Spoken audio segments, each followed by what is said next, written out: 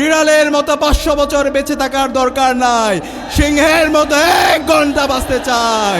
শহীদ ওসমান হাদি আমাদেরকে যে রাস্তা দেখিয়ে গেছে, আল্লামা দেলোয়ার হোসেন সাইদি হুজুর আমাদেরকে যে রাস্তা দেখিয়ে গেছে, সেই রাস্তা হচ্ছে আমাদের রাস্তা। আসসালামু আলাইকুম রহমতুল্লাহ।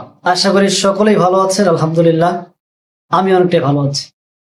আপনারা জানেন, গত কয়েকদিন আগে সাতক্ষীরা জেলায় জামায়াতের আমির সাহেব এবং সাদিক কায়েম দুজনে এসেছিলেন।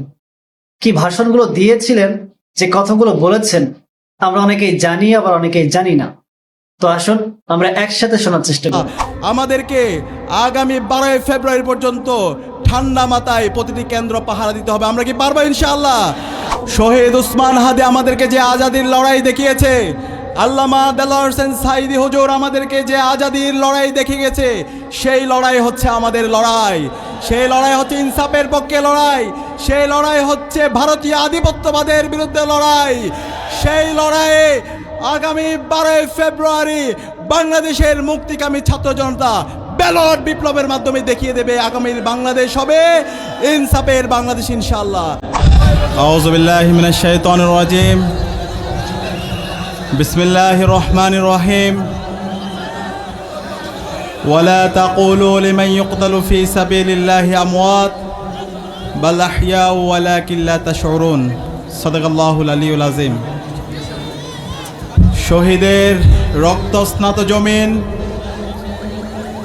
বাংলাদেশের সবচেয়ে বেশি যেই জমিনের উপর জুলুম করা হয়েছে, সেই জমিনের বিপ্লবী ছাত্র জনতা, আসসালামু আলাইকুম ওয়া রাহমাতুল্লাহি ওয়া বারাকাতুহু। আমি এখানে কোনো বক্তৃতা দিতে আসিনি, আমি আমার মাদের কাছে সেলুট জানাতে এসেছি, আমার ভাই এবং চাচাদের কাছে আমি সালাম জানাতে এসেছি।